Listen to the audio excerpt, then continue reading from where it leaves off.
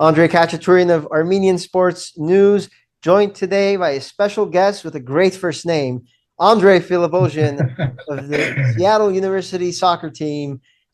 He's coming off the NCAA soccer tournament, disappointing loss against Washington in penalty kicks. But Andre, you still had an amazing season, and we're here to talk about that. How are you doing today? I'm great. I'm great. Thank you for having me on. Appreciate it, Andre. Thank you for coming on because I know it's a busy time for any college student right now. We're at the end of November and Mhm. finals are just around the corner. And how are your studies going on right now? I'm sure you're a little stressed out a little bit. A little. I mean, this is my first kind of true season balancing and managing it all since I redshirted last year. Yeah, I've been traveling a lot. We've had a lot of away games this season, so it hasn't been too bad though. I'm taking two online classes and then my other classes in person since we're on a quarter system. So just kind of balancing it, figuring it out, but it's been all's been good. So yeah. That's awesome. That's fantastic. It's obviously very difficult to balance athletics with academics, but it seems like Mhm. you're doing a great job. Yeah. At least on the athletic side, we saw on the pitch this year, very solid first year with Seattle. You Thank scored you. a couple goals, 3 assists in Mhm. 20 games, and helping lead Seattle to the WAC championship, Western Athletic Conference, and then which helped you gain entry into the which is the March Madness equivalent of NCAA soccer, the NCAA men's soccer Mhm. tournament. And Pretty much. um, as I mentioned, it was a scoreless draw until PKs, which is basically a coin flip. What was that experience like playing a team like Washington? I know you played them earlier in the season as well, but that's kind of like your in-city rival, no? Yeah. No, it is. It's always a big matchup because we're a crosstown rival. We're pretty much 10 minutes across the bridge from them. So yeah, I mean it's always a big rivalry. We've had some players who have gone there to play, some of theirs who have come here. So yeah, I mean it's always a very big community event too. A lot of the Seattle people and players from local clubs come to watch. So we get a pretty decent crowd and it's always fun to play against them. It's always a good match. The first time we played them in September, they ended up winning 2-1. And yeah, in the NCAA tournament, unfortunately, they won in penalties. But it's always fun to play against them with the crowd, the environment. So yeah. What you had a pretty good first season. What is something you want to build on going forward into the next season and beyond?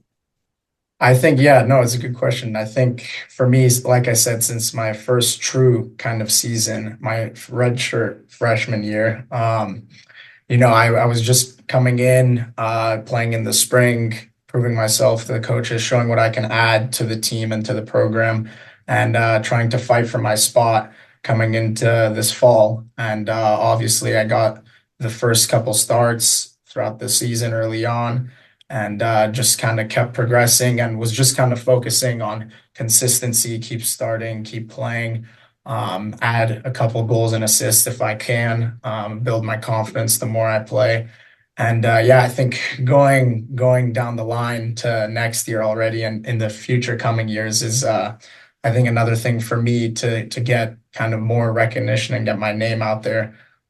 Since my goal is eventually to hopefully play professionally here or overseas, is to add more kind of stats to my name, whether it be goals or assists. But I mean, at the end of the day, it's a big team effort. So as long as the team is doing well, we're having good, consistent seasons throughout the next couple years while I'm here.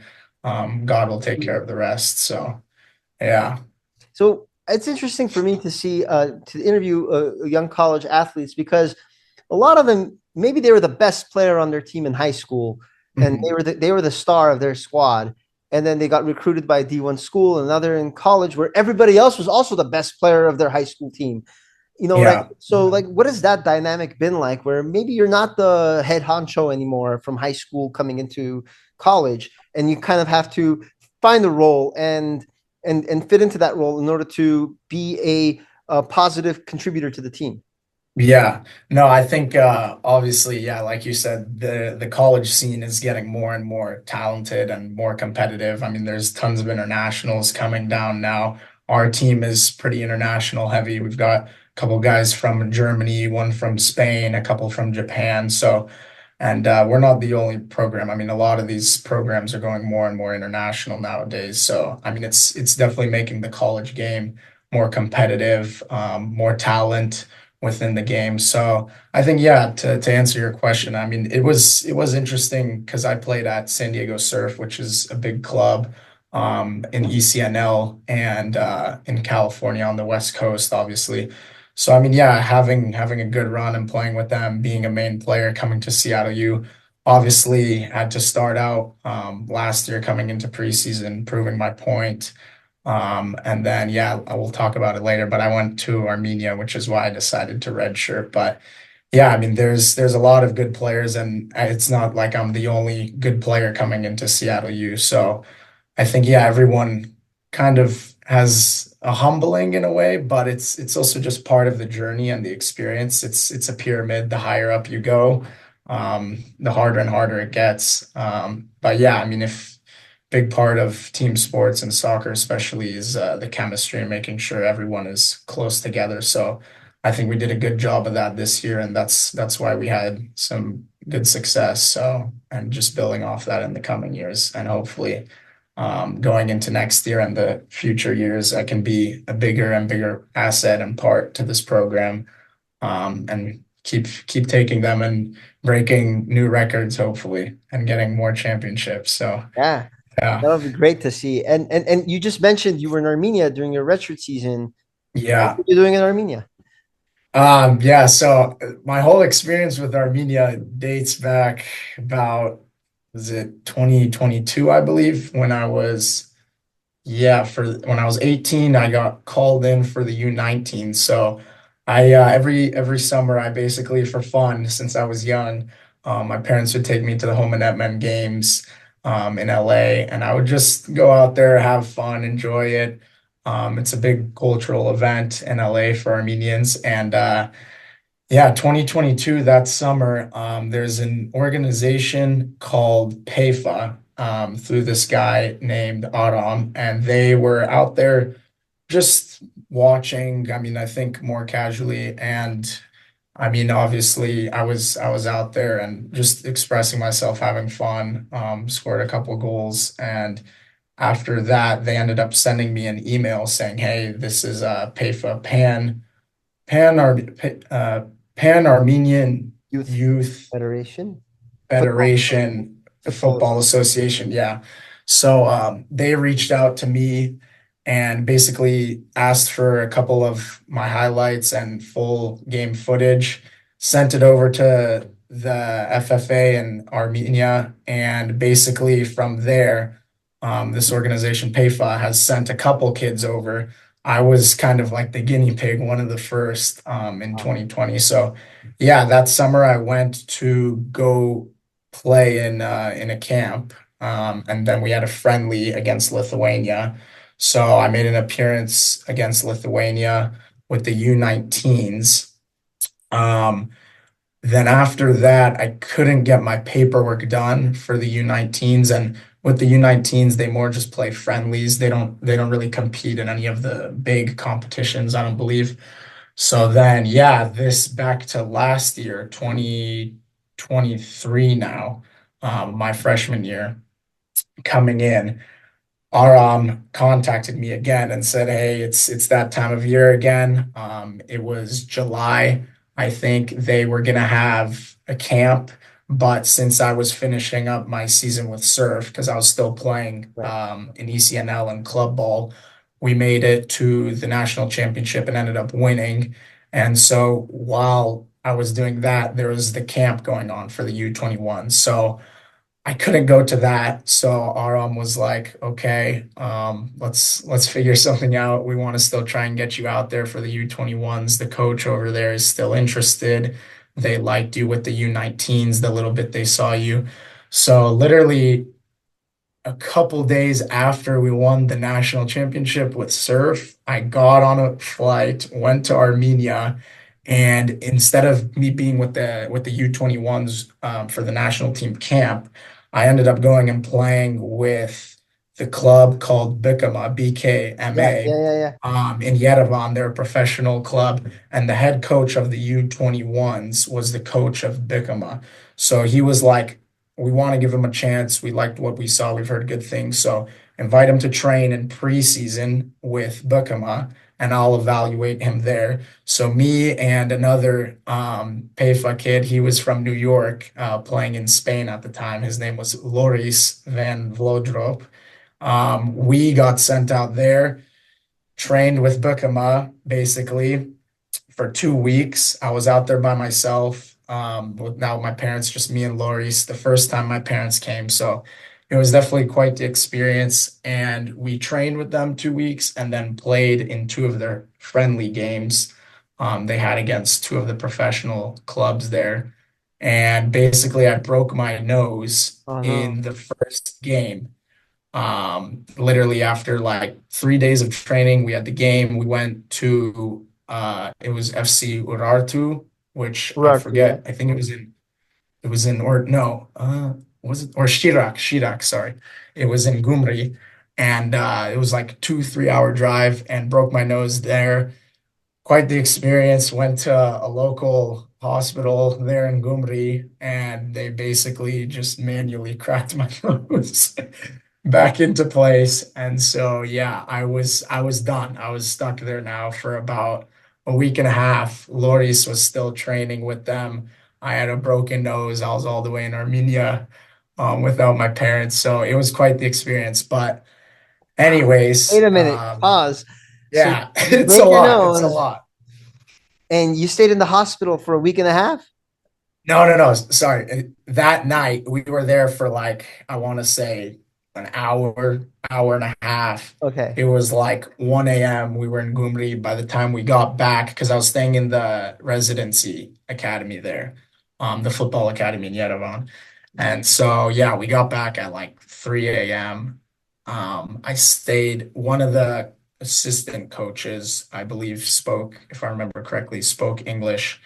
And then the doctor over there, of course, the physio, he stayed, he spoke a little English, and then one of the players spoke pretty good English. So That's yeah, we were just in a taxi ride, slash Uber till 3 a.m. driving back to Yerevan. I had my broken nose. And yeah, it was quite the goodness. experience for sure. There's a lot So of detail to it. It wasn't just a normal trip to Armenia and come back. So yeah. And then I guess to finish it off, yeah. So I only trained and then played in that game for a total of 3 4 days out of the 2 weeks I was supposed to be there. with So I was like, BKMA? oh, yeah, and in Bikama, yeah. So I was like, oh shoot, like now what? Do I make the team? What does the coach think of me? And so I was pretty lucky. I guess the 3 days and the game I played for about uh 70 minutes or 60 minutes in the friendly against Chirac. He liked me, and so after that is when the U21 qualifiers started, which is when I went back in September, which is why I ended up redshirting. So I went back in September. So what was that experience like playing in on the U21? So yeah, I'll get into it. Unfortunately, I didn't actually get to play. So now I went back in September. Now I'm with the U21 team. It was also for 2 weeks again. It was their first two Euro qualifier games. The first was against Albania, and Yeah. then the second, I forget who it was.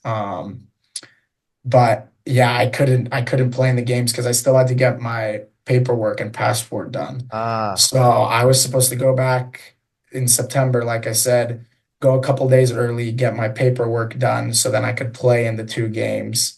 Was there for 2 weeks. There was some sort of stuff going on. is I it didn't against really. Finland? I, Finland, I think, was later on. I forget. I mean, I can go look at it No, that's later, okay. That's okay. but So you couldn't play because you so didn't have the paperwork. didn't have the And paperwork, then, and and then so what yeah. happened? I was basically just there training with the team. I thought I was going to get the paperwork for the second match in time, couldn't get it done.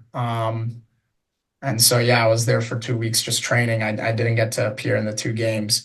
And then they were gonna invite me again back out in October. And then in October is when the head coach of the U21s, I think he stepped down, I believe. And then they brought someone else in. So then at that point, Autumn from PAFA kind of was like, I don't know, I guess it's just kind of on hold right now.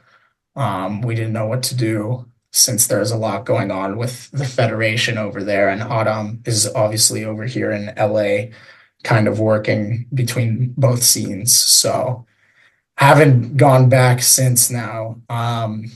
We're still in contact. Autumn from PAFA still sends my footage over to the federation, and yeah, I mean after a good season and playing a lot again, hopefully I'll get the opportunity to go back very soon, and I can still play for the U21s because the way the qualification tournament and process works is if you're 21 before the first game starts, you can play. So that's why with some of these big name players on England and France, they have some guys who are like 22, 23 years old, but it's because of that rule, because Right. the process kind of goes on, the So, qualification process goes on for like a year and a half. So, yeah. So for you, you obviously talk about how you want to go pro eventually, but it mhm, seems like you're also very involved with the national team. What would it feel mhm. like for you to represent Armenia on the international level? How different is that from just representing your a club or your Yeah, college? obviously, yeah, I got to play in the friendly with the U19s against Lithuania, and I mean that in itself was already just a big honor. And I mean, I think the goal here with what Autumn's trying to do, and just for me myself as a footballer and aspiring professional, is to hopefully one day throughout all this process of going back and forth to Armenia, is to hopefully one day play for the first team, for the senior team. And I mean, yeah, that would just be it's a huge honor. I mean, I can't explain it once you step on that field, just wearing the jersey and hearing the Armenians and the national anthem, it's an honor. That's just in short how I can put it. I mean, once you're playing and all the fans are there, the support is great over there. So it's a huge honor for And sure.